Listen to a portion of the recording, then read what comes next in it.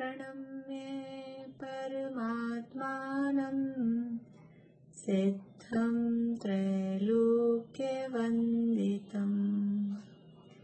स्वाभाविक चिदानन्द स्वरूपं निर्मलाव्ययम् शुद्ध जीवादिद्रव्याणां देशकं च जिनेश्वरम् द्रव्यसंग्रहसूत्राणां वृत्तिं वक्ष्ये समासतः जीवमजीवमदव्यं जिणवरवसेन जीर्णनेत्येष्टम् देविन्दविन्दवन्दं वन्दे तं सर्वदा शिरसा कहे जीव अजीव जिनवर वृषभ ने लोक में वे वंद्य सुरपति वृंद से वंदन करूं कर जोड़ में समणामणाणिया पंचेन्द्रिय निम्मणा परे सव्वे पादर सुमेंदी सव्वे पज्जते धराय।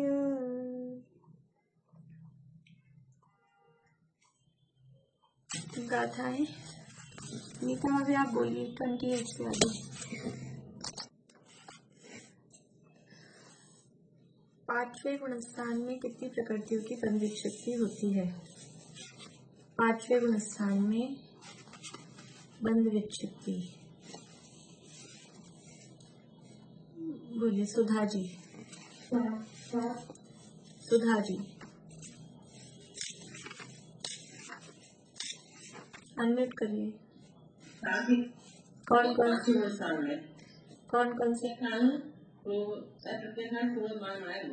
अप्रत्यय है कि प्रत्यय है?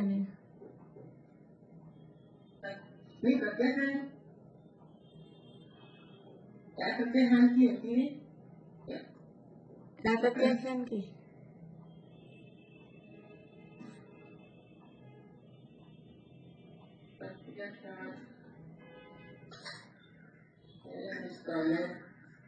दूसरे तीसरे प्रत्याख्यान की होती है।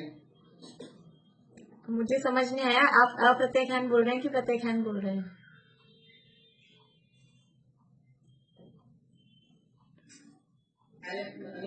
दूसरे स्थान होती है और तीसरे में प्रत्याख्यान की होती है।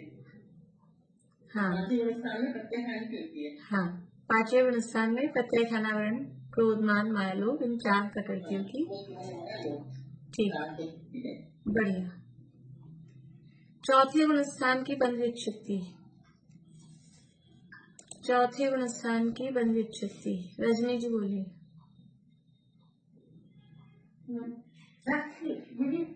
हाँ,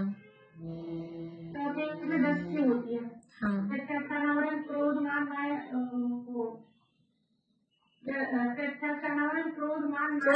थोड़ा सा ना क्लियर बोला करिए, मुझे समझ नहीं आ रहा। आप लोग अप्रत्याख्यानावरण बोल रहे हैं कि प्रत्याख्यानावरण बोल रहे हैं?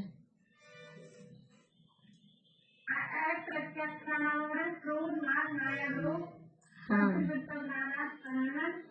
मनुष्य गति, मनुष्य पूर्वी, मनुष्य आयु और औदारिक शरीर और औदारिक अंगों का। हाँ, औदारिक शरीर और औदारिक अंगोपांग व जिशव नाराज। ठीक, बढ़िया। 10 प्रकृतियों की। आठवें गुणस्थान के छठे भाग में होने वाली बंधित शक्तियां, बोलो प्रीति। छठे भाग में 20 की होगी। लेखांतर प्रकृति, पंचेंद्रिय जाति, मैत्रीय तेजस कार्बन शरीर, आहार व्यक्ति अंगोपांग और निर्माण सब चतुर्थ संस्थान, ये देवगति देवगत्यानुपूर्वी और स्पर्श रस रलवण और बीच फिर और त्रस वाली 9 हो गई। प्रत्यक्षरी त्रस सुभग सुस्वर शुभ बादर स्थिर आदेश व पर्याप्त और ये अघु लघु उपघात परघात और उच्छ्वास। बढ़िया, बहुत बढ़िया। ये 8वें गुणस्थान के 6ठे भाग में 30 प्रकृतियों की बंध विच्छित्ति। बढ़िया। 10वें गुणस्थान की बंध विच्छित्तियां।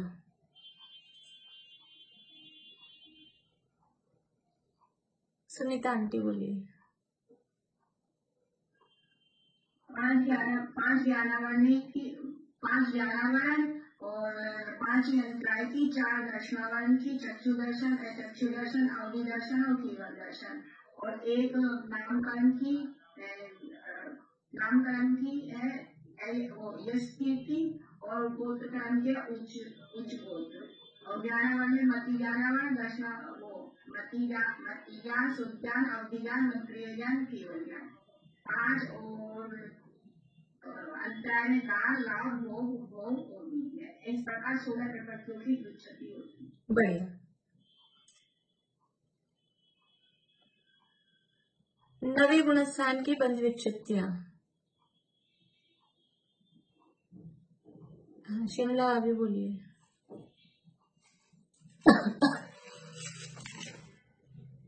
इसमें 5 प्रकृतियों की बंध विच्छित्ति होती है। पहले भाग में पुरुष से की, दूसरे भाग में संचलन क्रोध की, संचलन क्रोध मान माया लोभ। हाँ, ये कम से एक भाग में 5 भागों में 5 की। बढ़िया। दूसरे गुणस्थान की बंध विच्छित्ति। ज्योति जी। 16 होती है। दूसरे गुणस्थान में कितनी होती है? 16 नहीं, 25 होगा। हाँ। 25 होगी तो अनंतानुबंध की 4, उसके बाद दूसरा अनादि, उसके बाद 3 निदान प्रश्न और त्याग की, 4 सहन और 4 संस्थान को हो जाएंगे। वज्रेश्वर महाराज को छोड़ के वज्र महाराज अर्जुन महाराज उठेगा। उसके बाद सहन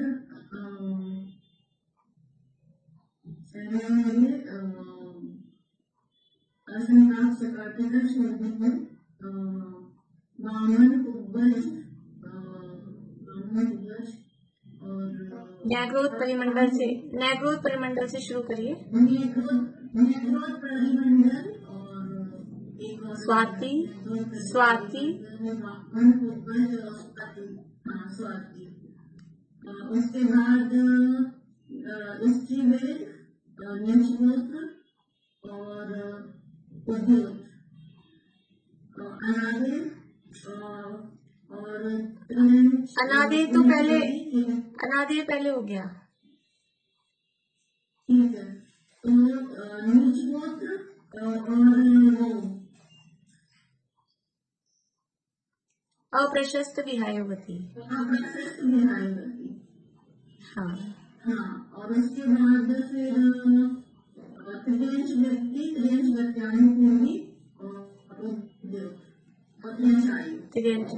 ठीक कि 25 प्रकृतियों की बंध विच्छित्ति। दूसरे गुणस्थान में अनंतानुबंधी की 4, फिर 3 बड़ी निद्राएं, फिर दुर्भग, दूसरा अनादे, उसके बाद में 4 संस्थान, 4 सहनन, बीच के 4 और फिर 4 यानी अप्रशस्त विहायोगति, स्त्रीवेद, नीचगोत्र और उद्योग, तिरंज गति, तिरंज गत्यानुपूर्वी, तिरंज आयु। पहले गुणस्थान की बंध विच्छित्ति। पहले गुणस्थान की बंध विच्छित्ति बोले मीनू दी।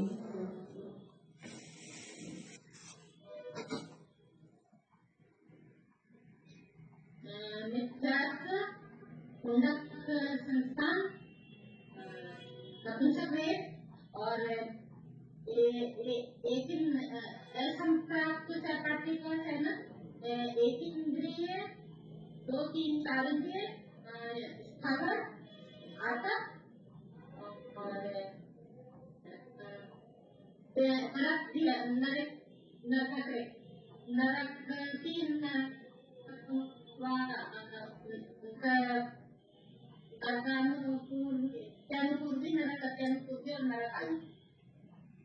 हो गई पूरी?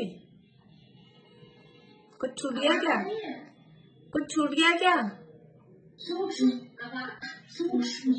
हाँ, 3 छूट गए ना, 3 पूरे के पूरे छूट गए। सूक्ष्म, साधारण, अपर्याप्त। ठीक। पहले गुणस्थान की बंद विक्षिप्ति प्रकृतियां 16, मिथ्यात्व, हुंडक संस्थान और नपुंसक वेद, असंप्राप्त सपाटिका सहन, ये 4। एक इंद्रिय, आतप और स्थावर। इसके बाद में सूक्ष्म, साधारण और अपर्याप्त, ये। और फिर ये अपने विकलत त्रय। यदि अपन वैसे भी याद कर सकते हैं 1 से 4 इंद्रिय याद करने के हिसाब से, लेकिन वो उनके ग्रुप हैं। जो एक इंद्रिय के साथ वाली प्रकृतियां हैं वो एक इंद्रिय, स्थावर, आतप, एक इंद्रिय के साथ वाली हैं। तो वो जब आगे कुछ और पढ़ेंगे अपन तो वो ग्रुप उसका उसी तरह से चलेगा। इसलिए अभी से वैसे ही याद करें कि एक इंद्रिय, स्थावर और आतप, फिर सूक्ष्म, साधारण, अपर्याप्त, और फिर विकलत त्रय, और नरक गति, नरक गत्यानुपूर्वी और नरक आयु। इस तरह से 16 प्रकृतियों की बंद विक्षिप्ति पहले गुणस्थान है। अभी होमवर्क दूं आप लोगों को थोड़ा गुणस्थानों का, तो भूल जाएंगे ना बहुत दिन। एक व्यक्ति एक गुणस्थान देंगे, उसमें आपको गमनागमन, मेनली गमनागमन और सामान्य सी परिभाषा और कुछ विशेष बातें जो उस गुणस्थान में है, वो इतनी बात आप लोगों को उसमें देखनी है। अभी दूंगी मैं आपको, देख के दूंगी विषय किसमें कितना है, कल दूंगी। थोड़ा आज भी पढ़ लेते हैं, कल आपको दूंगी। फिर मैं 8-10 दिन में जैसे जब भी तैयारी हो जाए तो अपन रिवीजन हो जाएगा। भले ही कुछ आधा अधूरा देख के भी बोलेंगे तो रिवीजन हो जाएगा थोड़ा। तो एक दिन में एक व्यक्ति से बुलवाएंगे ताकि अपनी पढ़ाई भी आगे चलती रहे। हाँ, रजनी जी कुछ बोल रहे हैं आप? मैं सुन नहीं पाई होमवर्क के बारे में। हाँ, वो गुणस्थानों से रिलेटेड दूंगी मैं अभी, विषय देखकर कि किससे कितना हो पाएगा, किसमें कितना विषय, उस हिसाब से फिर दूंगी, कल दे दूंगी। बोलिए रजनी जी। प्रकृति अलग है और एक इंद्रिय जाति और विकल्प है और फिर पंचेंद्रिय जाति, ये अलग अलग कैसे? देखो, त्रस एक त्रस प्रकृति होती है। त्रस नामकरण के उदय से त्रस होता है, और उसमें अब त्रस में तो 2 इंद्रिय भी, 3 इंद्रिय भी, 4 इंद्रिय भी, पंचेंद्रिय, सब त्रस हैं। तो उस त्रस में से वो जाति कौन सी है उसकी, ये है जातियां। 1 इंद्रिय, 2 इंद्रिय, 3 इंद्रिय, 4 इंद्रिय, पंचेंद्रिय, ये है जाति। और त्रस है वो एक अलग प्रकृति है। तो त्रस बन रहा है, फिर त्रस में जाति कौन सी है उसकी, 2 इंद्रिय, 3 इंद्रिय, 4 इंद्रिय है, वो उस हिसाब से उसमें अलग है। इसलिए 2 कर्म उसके अलग अलग हैं। जैसे 1 इंद्रिय जाति है, अब उसमें स्थावर हो रहा है क्या, तो वो स्थावर तो 5 हैं, पृथ्वी, जल, अग्नि, वायु, वनस्पति। और 1 इंद्रिय भी है 5, लेकिन वो 1 इंद्रिय जाति के अंतर्गत आता है। और ये प्रश्न अपना, जो आप लोग तो नहीं थे उस समय, जो अपन ने प्रकृतियां पढ़ी थी तब भी ये प्रश्न उठा था कि 2 अलग अलग क्यों हैं। लेकिन वो 2 कर्म हैं, एक जाति से संबंधित है और एक सामान्य रूप से उसका वो स्थावर बन रहा है कि त्रस बन रहा है। इस तरह से वो 2 कर्म ही उसके दोनों के अलग अलग कहे गए हैं। शिमला, अभी आप कुछ पूछ रहे हैं?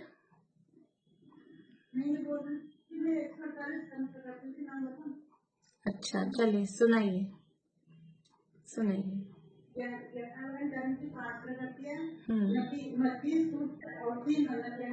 और केवल ज्ञानावरण, और फिर दर्शनावरण में भी 9 प्रकृतियां, दर्शनावरण, दर्शनावरण, और फिर दर्शनावरण, और केवल दर्शनावरण, और लिंग, निंद्रा निंद्रा कचरा कचरा कचरा स्त्यान गति। और अगर वेदनीय की सता वेदनीय और असता वेदनीय। अगर मोहनीय की मोहनीय के दो भाग करे थे तो दर्शन मोहनीय और फिर चारित्र मोहनीय। फिर दर्शन मोहनीय के तीन भाग हुए मिथ्यात्म सम्यक मिथ्यात्म और सम्यक प्रकृति।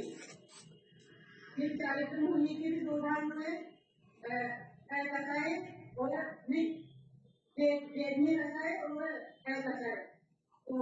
वेदनी कषाय नहीं, वो कषाय वेदनी और कषाय वेदनी ऐसा शब्द है। कषाय वेदनी और कषाय वेदनी।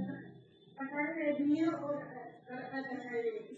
तो कषाय वेदनी के अंदर प्रत्यक्षानुवरण क्रोध मान माया रोग और अनुबंधी क्रोध मान माया रोग और अप्रत्यक्षानुवरण क्रोध मान माया रोग और प्रत्यक्षानुवरण क्रोध मान माया रोग संजलन क्रोध मान माया रोग।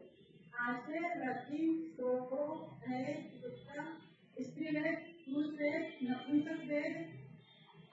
आरती रह गया बीच में। आरती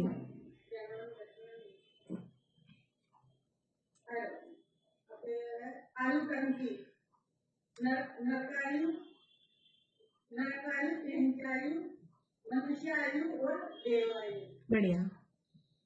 अब इसके बाद में गति नामकरण के भेद। नामकरण की नामकरण की उसमें जाति जाति एक सबसे पहले गति। नामकरण के भेदों में सबसे पहले गति। नामकरण की गति में सबसे पहले गति नर गति प्रेम गति मनुष्य गति और देव गति। ये जाति इसमें एक इंद्रिय जाति दो इंद्रिय तीन इंद्रिय चार इंद्रिय पंचेंद्रिय जाति। बढ़िया। शरीर गति जाति शरीर औदारिक देखरेख आहार तेजस कारण शरीर नामकरण अंगोपांग औदारिक देखरेख और आहार शरीर अंगोपांग। निर्माण निर्माण की एक बंधन बंधन की औदारिक देखरेख आरक औदारिक देखरेख आरक तेजस कारण बंधन नामकरण। बढ़िया। बंधन के बाद में संघात औदारिक देखरेख आरक तेजस कारण संघात नामकरण। फिर इसके बाद में संस्थान और उसमें वो संप्रप्लस संस्थान नियोग परिमंडल संस्थान स्वाति संस्थान वामन कुटक और भूंडक संस्थान। बढ़िया। अब इसके बाद में है सैनन की है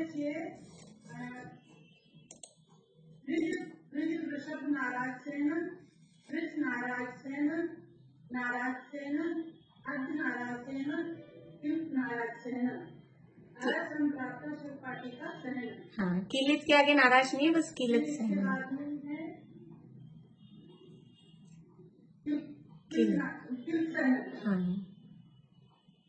फिर इसके बाद में वो विहाय गति की दो प्रशस्त विहाय गति और अप्रशस्त विहाय गति। फिर इसके बाद में वो स्पर्श रस रंग वर्ण की स्पर्श की 8 स्पर्श की 8 स्पर्श की 5 वर्ण की 5 और गंध की 2। नाम बताइए। नहीं, ठीक है, कोई बात नहीं, आगे। फिर इसके बाद में है तो क्या अनुपूर्वी। हाँ अनुपूर्वी तो उसमें आएगी नर गत्यानुपूर्वी मनुष्य गत्यानुपूर्वी मनुष्य गत्यानुपूर्वी और देव गत्यानुपूर्वी। अब सिंगल वाली से आएगी अधु नामकरण उपघात नामकरण परघात नामकरण उत्पोष नामकरण आत्मक नामकरण उद्गास नामकरण। इसके बाद में ओ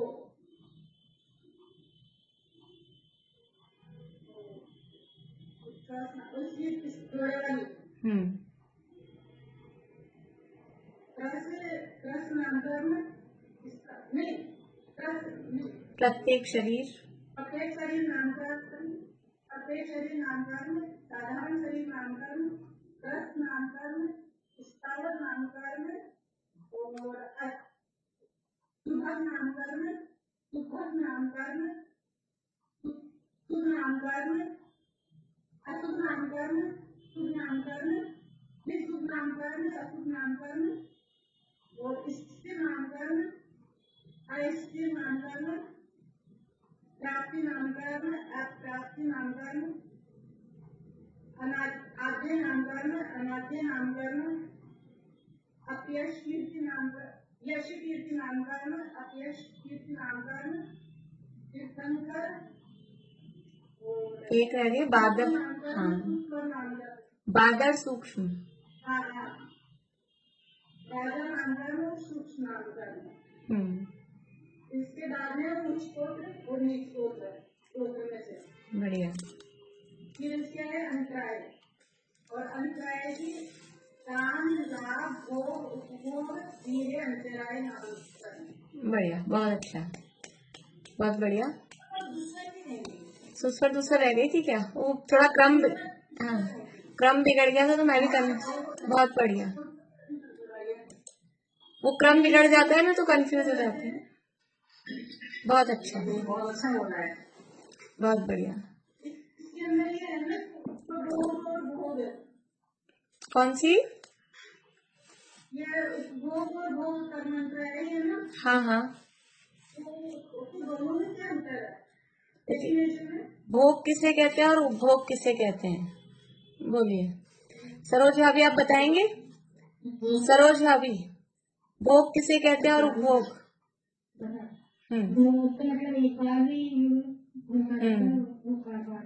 बढ़िया, बहुत बढ़िया। जो वस्तुएं एक बार यूज में आए, दोबारा यूज में नहीं आए, वो कहलाती है भोग की वस्तुएं। जैसे हमने रसगुल्ला खाया, बस एक बार खा लिया, वही रसगुल्ला दोबारा थोड़ी ना खा सकते हैं, तो वो कहलाती है भोग की वस्तु। और जो चीज बार बार में यूज है कि ये साड़ी आज पहनी है, फिर कल पहनेंगे, परसों पहनेंगे, 4 दिन बाद पहनेंगे, तो वो कहलाती है उपभोग की वस्तुएं।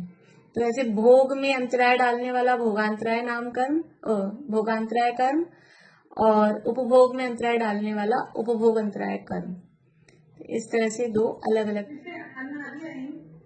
हाँ खाने की वस्तु जैसे अन्न वगैरह सभी आ जाएंगे। हाँ, जो भी चीजें अपने यूज, हाँ हाँ सभी चीजें, ये तो खाने की बताई है। इसके अलावा भी कोई ऐसी चीजें हो जो एक ही बार काम आती हैं, जैसे अपनी डिस्पोजेबल ग्लास हैं, प्लेट्स हैं, एक बार काम में आई, उसके बाद में फेंक दी, दोबारा काम में नहीं आएंगी, तो वो सब भोग की वस्तुएं हैं।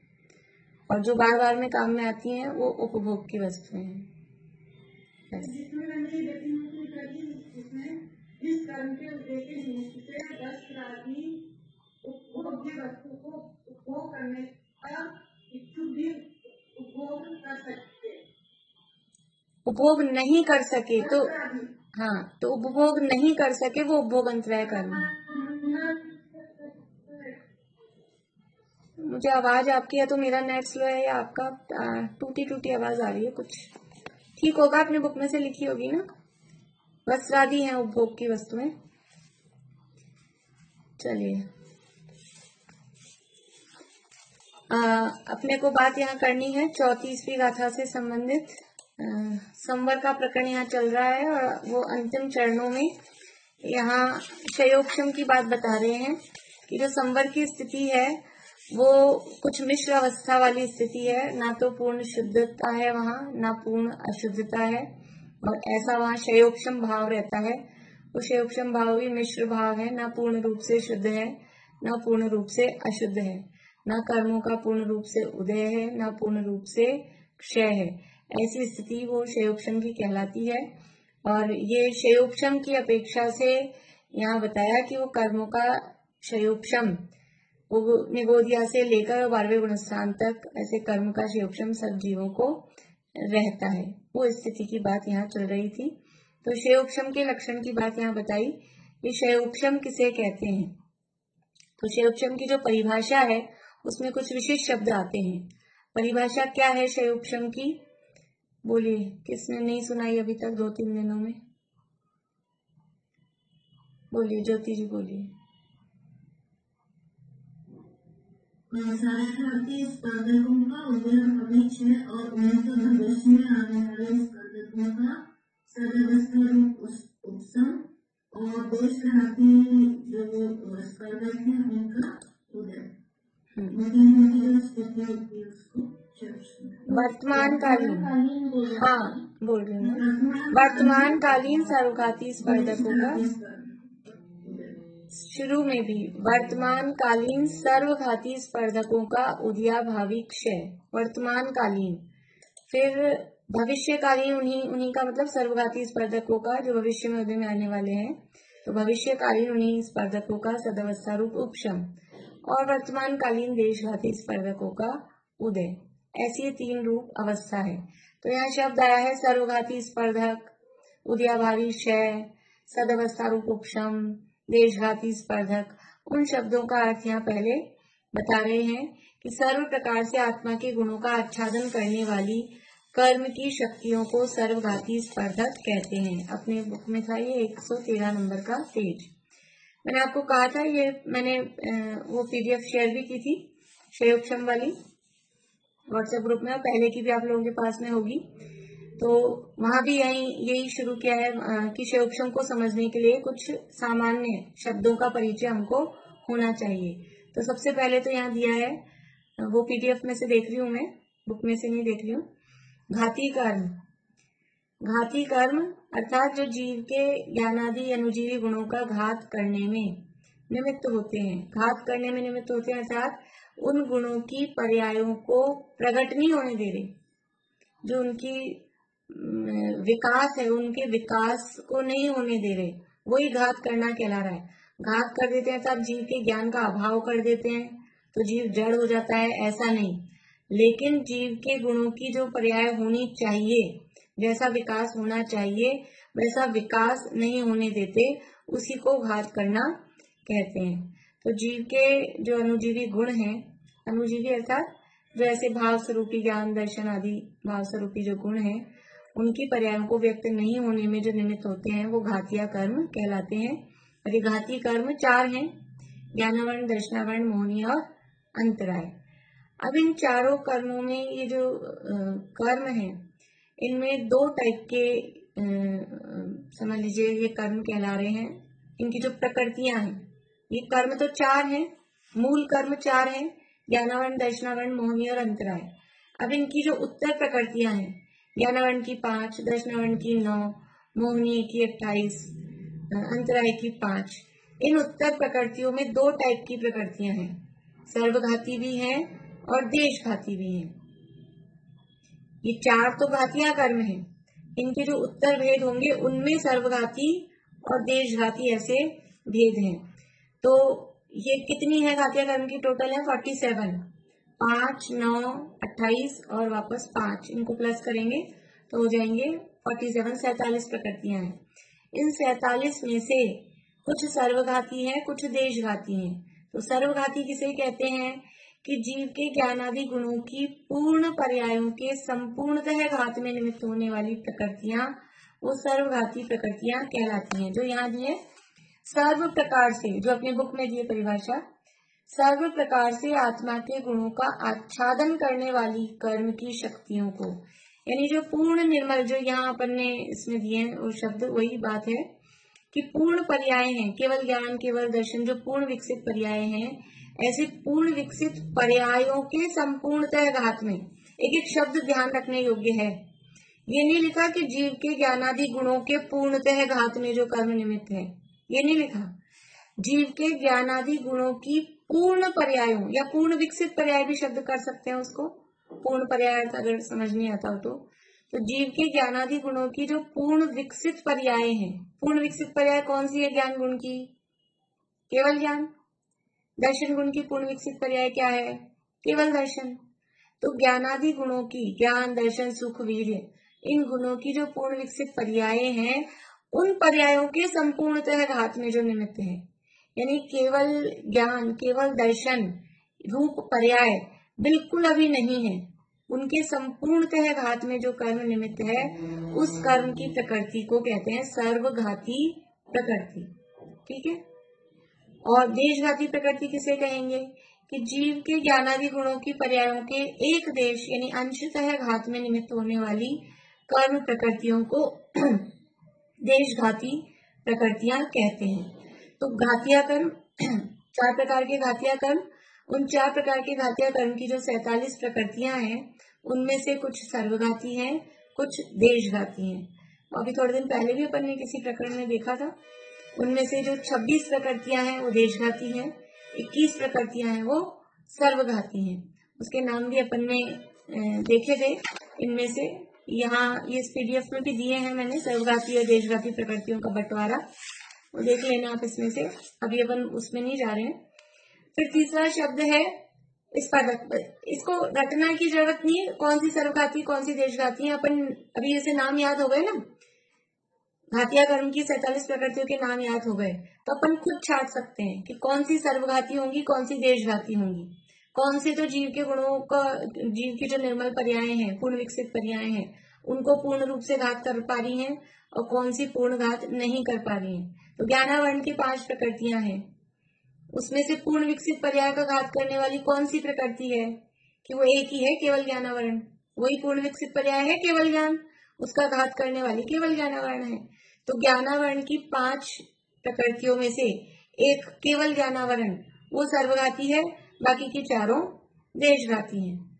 ऐसे दर्शनावरण में चक्षु अचक्षु अवधि, ये 3 दर्शनावरण वो देशघाती हैं, और केवल दर्शनावरण और 5 निद्राएं वो सर्वघाती हैं। फिर मोहनीय में भी इसी तरह से बंटवारा है। 3 जो कषाय चौकड़ी, चारित मोहनीय में 3 कषाय चौकड़ी वो सर्वघाती हैं और बाकी की देशघाती हैं। दर्शन मोहनीय में मिथ्यात्व और सम्यक मिथ्यात्व वो सर्वघाती है और सम्यक प्रकृति वो देशघाती है। अंतराय की 5 की 5 ही देशघाती है। तो इस तरह से ये इनका सर्वघाती देशघाती का बंटवारा है। मैंने फास्ट बोल दिया है, अपने थोड़े दिन पहले चला था और इसमें लिखा हुआ भी है, जिनको नहीं समझ में आया वो देख लें उसमें से। फिर है शब्द यहाँ स्पर्धक। देशघाती, अंतराय की सारी देशघाती। स्पर्धक शब्द किसे कहते हैं, तो हम 2 दिन से देख रहे हैं। 3 शब्द होते हैं, वर्ग, वर्गणा और स्पर्धक। समय सार में गाथाएं हैं, 50 से 55 की गाथाएं। वहां भेद विज्ञान कराया है, तो वहां कहा है न वर्ग है न वर्गणा और कोई स्पर्धक नहीं, और नहीं है अनुभाग के अध्यात्म के स्थान भी। ऐसी गाथाएं हैं कि जीव के वर्ग नहीं है, जीव की वर्गणाएं नहीं है, जीव के स्पर्धक नहीं है, ये कर्म की है। तो वर्ग कहते हैं, परमाणुओं को वर्ग कहते हैं, और वर्गों के समूह को वर्गणा कहते हैं, और वर्गणाओं के समूह को स्पर्धक कहते हैं। तो कौन सी वर्गणाओं का समूह, तो उसके लिए कहा कि अनेक प्रकार की अनुभाग शक्ति से युक्त अनंत कार्बन वर्गणाओं के समूह को स्पर्धक कहते हैं। अनेक प्रकार की अनुभाग शक्ति मतलब वो एक रेंज जो अपन ने बताई थी, उस रेंज में जितने भी हैं, 100 से लेके 200 की एक रेंज बना ली, इतने वाले सारे एक ग्रुप में आ जाओ, तो वो अनेक प्रकार की है, लेकिन उतनी रेंज वाले समान अनुभाग वाली जो वर्गणाएं हैं, उनका जो समूह है उसको स्पर्धक कहते हैं। जैसे कैटेगरी बना देते हैं, किसी भी कोई भी एज ग्रुप बना देते हैं, कोई कंपटीशन वगैरह है तो 7 से 12 तक का एक एज ग्रुप, 12 से 18 तक का एज ग्रुप, और फिर एक 18 से ऊपर वालों का एक अलग ग्रुप, ऐसा वो एक रेंज बना देते हैं। ऐसे ही यहाँ पर स्पर्धक में रेंज होती है। तो अनुभाग शक्ति, स्पर्धक शब्द ये भी ध्यान रखना है, स्पर्धक शब्द है वो अनुभाग को बताने वाला शब्द है। निषेक शब्द है वो स्थिति को बताने वाला शब्द है। ये 2 शब्द यूज में आते हैं। तो निषेक वो स्थिति को बताता है, स्पर्धक अनुभाग को बताता है। अब ये 2 प्रकार के तो हमने देखी कर्म की प्रकृतियां, एक है सर्वघाती प्रकृति, एक है देशघाती प्रकृति। ठीक है, ये है प्रकृति। प्रकृति समझ में आ रहा है, जो अपन ने 4 देखे थे ना भेद, प्रकृति बंध, प्रदेश बंध, स्थिति बंध, अनुभाग बंध, पिछली गाथा में देखे। 33वीं गाथा में पैडी ठिधि अनुभाग प्रदेश भेदादु चतुर्विधो बंधो, तो ये 4 प्रकार के बंधों की बात देखी। तो प्रकृति बंध, प्रकृति किसे कहते हैं कि कर्मों का जो स्वभाव है, ज्ञानावरण आदि कर्मों के समूह को, वो प्रकृति कहलाते हैं। तो ये सब प्रकृतियां कहला रही हैं। तो सर्वघाती प्रकृतियां 21, देशघाती प्रकृतियां 26, ये है प्रकृति। अब इन प्रकृतियों में होते हैं स्पर्धक। ये जो प्रकृतियां हैं, ये प्रकृतियां किससे बनी हुई है? मेड बाय स्पर्धक। इनमें स्पर्धक होते हैं, अनुभाग की शक्ति होती है इनमें। तो जो सर्वघाती प्रकृतियां हैं, सर्वघाती प्रकृतियों में सारे स्पर्धक सर्वघाती जाति के ही होते हैं। अभी आपको इससे स्पर्धक शब्द का और भाव अच्छे से ख्याल आएगा। इस सर्वघाती प्रकृतियों में सारे स्पर्धक सर्वघाती टाइप के होते हैं। मतलब क्या कि सर्वघाती प्रकृतियों में जो उनमें फल देने की शक्ति वाले जो लॉट हैं, जो ग्रुप्स बने हुए हैं, वो कैसे हैं कि वो सर्वघाती टाइप के ही फल देंगे। उनके जो फल देने की शक्तियां हैं, सर्वघाती प्रकृतियों में जो कर्म के वर्गणाएं हैं, उनमें जो फल देने की शक्ति है, वो सर्वघाती टाइप की ही शक्ति होती है। अभी सर्वघाती देशघाती का भी और अपन आगे देखेंगे। इसमें जिस क्रम से दिया है ना, उसी क्रम से मैं आपको बताती जा रही हूँ। सर्वघाती प्रकृतियों में सभी स्पर्धक सर्वघाती ही होते हैं। मतलब सर्वघाती प्रकृतियों में जो फल देने की शक्ति है, वो सर्वघाती टाइप का ही फल देने की शक्ति होती है। लेकिन जो देशघाती प्रकृतियां होती हैं, देशघाती प्रकृतियों में स्पर्धक 2 टाइप के होते हैं। प्रकृति और स्पर्धक का अंतर समझ में आ रहा है कल्पना जी? प्रकृति और स्पर्धक समझ में आ रही है बात? प्रकृति तो जो कर्मों की जो प्रकृति है, स्पर्धक जो वर्गणाएं समूह को। हाँ, बढ़िया। तो सर्वघाती प्रकृति में तो सारे के सारे स्पर्धक वो सर्वघाती ही हैं, जिससे वो बनी हुई है ना प्रकृति, वो है स्पर्धक। वो सारे स्पर्धक सर्वघाती हैं। लेकिन जो देशघाती प्रकृति है, उसमें 2 टाइप के स्पर्धक हैं। कुछ सर्वघाती स्पर्धक भी होते हैं, कुछ देशघाती स्पर्धक भी होते हैं। देशघाती प्रकृतियों में स्पर्धक 2 प्रकार के होते हैं। सर्वघाती स्पर्धक भी होते हैं, देशघाती स्पर्धक भी होते हैं। देखिए यहाँ ये जो पीडीएफ है, इसका लास्ट पैरा। सर्वघाती प्रकृति में संपूर्ण स्पर्धक सर्वघाती ही होते हैं, उसमें देशघाती स्पर्धक नहीं होते। ठीक है, ये बात यहाँ कही। अब आगे अगले पेज पे, देशघाती प्रकृतियों में सर्वघाती और देशघाती दोनों प्रकार के स्पर्धक होते हैं।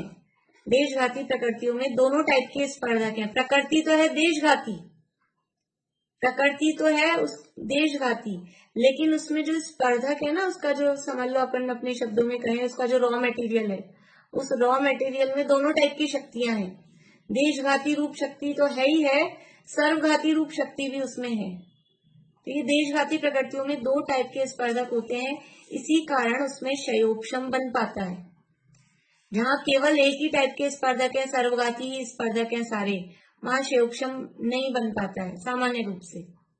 लेकिन जो देशघाती प्रकृतियां होती हैं, उसमें 2 टाइप के स्पर्धक होते हैं, और ये 2 टाइप के स्पर्धक होने के कारण उसमें क्षयोपशम बन पाता है, क्षयोपशम वाली स्थिति उसमें हो पाती है। अब ये देशघाती स्पर्धक क्या है और सर्वघाती स्पर्धक क्या है, यानी ये अनुभाग शक्ति किस तरह से समझ में आती है, उसके लिए बताया कि कर्मों में तीव्र मंद अनुभाग वाले अनंत स्पर्धक होते हैं। जितनी भी प्रकृतियां हैं, एक एक प्रकृति में अनंत स्पर्धक होते हैं। और कैसा उनका अनुभाग होता है, कुछ तीव्र अनुभाग वाले हैं, कुछ मंद अनुभाग वाले, अलग अलग टाइप के अनुभाग होते हैं।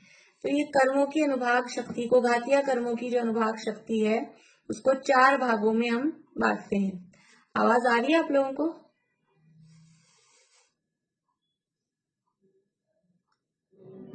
आ रही है? हाँ, शायद मेरा नेट स्लो हो रहा है। तो ये जो अनुभाग की शक्ति है, घातिया कर्मों की अनुभाग शक्ति, वो 4 टाइप से है। तो पढ़ा हुआ है हमारा, उसको हम तीव्र से मंद की तरफ देखें तो शैल, अस्थि, लता, दारू और लता। तीव्र से मंद की तरफ देखें, मंद से तीव्र की तरफ देखें तो दारू, लता, दारू, अस्थि और शैल, ऐसा। और ऊपर से चले तो शैल, अस्थि, दारू और लता। शैल मतलब वही पहाड़, चट्टान, पहाड़ से, चट्टान से मारा जाए, बड़ा मोटा पत्थर उठा के किसी के ऊपर फेंका जाए तो कैसा उसको फल मिलेगा, कैसा दर्द होगा। फिर दूसरा है हड्डी से मारा जाए तो तेज लगेगी लेकिन पत्थर से कम लगेगी। फिर है लकड़ी से मारा जाए तो भी लगेगी लेकिन उस हड्डी से और कम दर्द होगा। और बेद उससे लता से मारा जाए, फूल की डंडी से, तो ऐसा कुछ खास फील नहीं होगा कि लगी है। ऐसी 4 प्रकार की अनुभाग शक्तियां घातिया कर्मों में होती हैं। तो सर्वघाती स्पर्धक में कौन सी शक्ति है और देशघाती स्पर्धक में कौन सी शक्ति है, ये इन अनुभाग के जो 4 टाइप्स हैं उससे समझ में आएगा। देखिए उपरोक्त 4 में से, ये जो उसका सेकंड पेज है, दूसरे पेज में नीचे से सेकंड पैरा, उपरोक्त 4 प्रकार के स्पर्धकों में से शैल अस्थि के सर्व स्पर्धक यानी जो देशघाती प्रकृतियां हैं, देशघाती प्रकृतियों में 2 टाइप के स्पर्धक हैं, देशघाती भी हैं और सर्वघाती भी हैं। तो देशघाती प्रकृतियों में जितनी अनुभाग शक्ति वाले जो स्पर्धक हैं, जो शैल टाइप वाले हैं, अस्थि टाइप वाले स्पर्धक हैं, वो तो सारे सर्वघाती हैं। या सामान्य रूप से ऐसा समझें कि जो 4 टाइप हैं, 4 टाइप में से शैल, अस्थि, इनका तो पूरा हिस्सा, और जो दारू है, दारू मतलब लकड़ी, लकड़ी का बहुभाग, आप अपने शब्दों में अपन समझो 90% भाग, ऐसा। ये 3 तो है सर्वघाती की कैटेगरी में। ऐसे स्पर्धक जहां पर हैं वो प्रकृतियां कहलाएंगी सर्वघाती। और उस दारू का जो 10% बचा, 1 भाग, उसे शास्त्रीय शब्दों में कहते हैं, उस दारू का 1 भाग और लता का पूरा पोर्शन, वो कहलाता है देशघाती स्पर्धक। यानी देशघाती में ऐसी, जिसमें ऐसी हल्की शक्ति है लता जैसी और दारू का भी बिल्कुल बहुत 1 भाग जैसी, वो वाले स्पर्धक तो कहलाते हैं देशघाती। और जो तीव्र अनुभाग वाले स्पर्धक हैं, शैल वाले, अस्थि वाले और दारू के बहुभाग वाले स्पर्धक, वो सब कहलाते हैं सर्वघाती स्पर्धक। आवाज आ रही है नहीं आ रही आप लोगों को?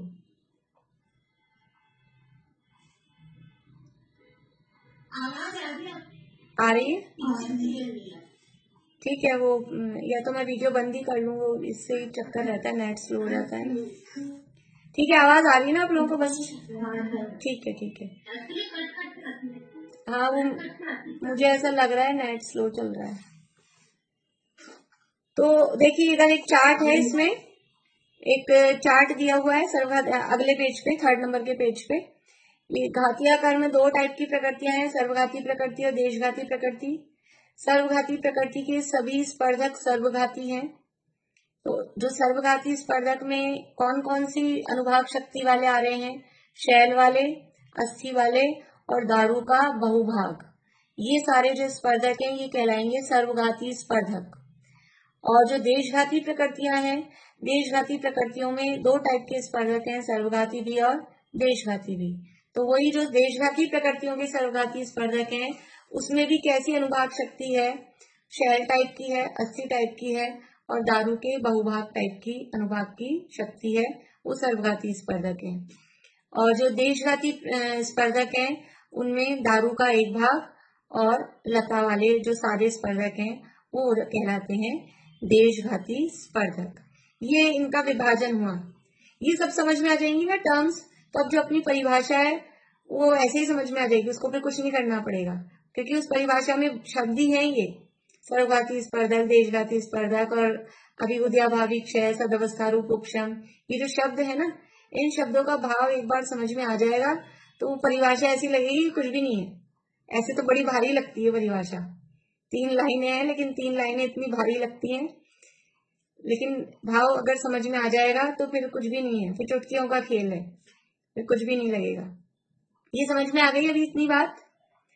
घातिया कर्म, घातिया कर्म में जो प्रकृतियां हैं वो 2 टाइप की हैं, देशघाती प्रकृतियां और सर्वघाती प्रकृतियां। तो सर्वघाती प्रकृतियों के सारे स्पर्धक सर्वघाती ही हैं, ठीक है। लेकिन जो देशघाती प्रकृति हैं देशघाती प्रकृति में स्पर्धक दो टाइप के हैं, सर्वघाती स्पर्धक भी हैं और देशघाती स्पर्धक भी हैं। अब सर्वघाती स्पर्धक कौन से होते हैं? जिनमें शैल टाइप की, अस्थि टाइप की और दारू का बहुभाग टाइप की ऐसी अनुभाग शक्ति जिनमें होती है, वो कहलाते हैं सर्वघाती स्पर्धक। ऐसी शक्ति वाले तो घात करेंगे, पत्थर उठा के मार दिया तो भले ही वो जान से नहीं मरेगा, लेकिन वो मरे जैसा ही हो जाएगा। मतलब कैसी स्थिति होगी, पत्थर उठा के किसी के ऊपर फेंक दिया जाए तो वो ऐसा ऐसा घात करते हैं बुरी तरह से। हड्डी से मारा तो बहुत भयंकर उसका असर आता है, और लकड़ी से मारा जोर से, उसका भी बहुत तीव्र उसका फल आता है। तो ये ऐसे सर्वघाती स्पर्धक हैं, शैल रूप अनुभाग वाले, अस्थि रूप अनुभाग वाले और दारू के बहुभाग रूप अनुभाग वाले, वो सारे स्पर्धक सर्वघाती हैं। और देशघाती स्पर्धक कौन से हैं? कि जो दारू का एक भाग और लता टाइप के सारा, लता का पूरा पोर्शन और दारू का केवल एक भाग, ऐसा जो फल देने की शक्ति जिसमें है कि वो मारा तो सही, फूल फेंका, अब वो मारा तो सही लेकिन वो लगी, जैसे किसी के ऊपर अपन किसी को बुलाने के लिए, इशारा करने के लिए ऐसे रुमाल फेंक देते हैं, अब वो टच होता है, कुछ लगती नहीं है। कभी कभी छोटा सा चौक का टुकड़ा फेंका तो वो हल्का सा फील हुआ बस, लेकिन ऐसा नहीं कि कोई बहुत घाव हो गए हों, कि लग गई हो, कि 2-4 महीने बिस्तरों में पड़े रह जाएंगे, ऐसा उससे नहीं होता है। तो वो कहलाते हैं ये देशघाती स्पर्धक और सर्वघाती स्पर्धक। इतनी बात अभी हुई है। अब बची है अपनी उद्याभावी क्षय सदवस्था रूप उपशम, 2 शब्द और बचे हैं, कल उसको लेंगे। ये आप लोग कर्म की प्रकृतियां जिनको याद नहीं हो, शिमला भाभी से प्रेरणा लें, और जिनको भी याद नहीं हो प्रकृतियां भी याद करें, और उसमें से देशघाती और सर्वघाती वो भी याद करें। एक बार याद हो जाएंगी, बीच बीच में रिवाइज करेंगे। अभी एक बार याद करेंगे फिर भूल जाएंगे, कुछ कच्ची हो जाएंगी, फिर दोबारा करेंगे तो हो जाएगी पक्की। लेकिन ये चीजें कुछ चीजें याद हो जाती है ना, तो विषय समझने में आगे आसानी हो जाती है। इसलिए जरूर याद करें। 148 प्रकृतियां कर्म की, पूरे नाम बराबर याद करें। और अभी जब तक अपन कच्चे हैं तब तक रोज सुबह 9 बार नमोकार मंत्र बोलते हैं उठ के, उसके साथ में ये भी बोलें। और सुबह लगता है टाइम कम है तो रात को सोते समय तो अपने हाथ में है टाइम, सोते समय बोल के सोएं। ऐसा नहीं है कर्म के नाम क्या लेना, भगवान का नाम ले, कर्म का नाम लेवा रहे हो आप। इनसे भेद विज्ञान कराया समय सार में अमृतचंद्राचार्य ने पूरे 148 प्रकृतियों के नाम लेकर लास्ट में सर्वशुद्ध ज्ञान अधिकार के अंत में, और मैं इससे भिन्न हूँ, मैं इससे भिन्न हूँ, मैं इससे भिन्न हूँ, उन्होंने पूरी 148 प्रकृतियों के नाम लेके ऐसे भेद ज्ञान की भावना नचाई है। तो इसलिए हम माला फेरने बैठे तो इससे भेद विज्ञान कर सकते हैं। ज्ञानावर्ण कर्म मैं नहीं हूँ, मति ज्ञानावर्ण मैं नहीं हूँ, शुद्ध ज्ञानावर्ण मैं नहीं हूँ, इससे मैं भिन्न हूँ, ये मेरा घात नहीं करता है। जिस भी रूप से आपको भेद विज्ञान करना हो, तो थोड़े दिन जब तक हम कच्चा है अभी, हमको इसकी माला फेरें, है इससे भेद विज्ञान करें तो पक्का हो जाएगा। चलिए अभी यहीं पूरा करते हैं, आगे कल करेंगे। हाँ वो भी अच्छा है। ये अपनी, मैं भी ये गाथाएं वगैरह उसी समय बोल लेती हूँ, मंदिर जाती हूँ तो गाथाएं बोलती बोलती चली जाती हूँ, तो पक्का हो जाता है। चलिए, जय श्री।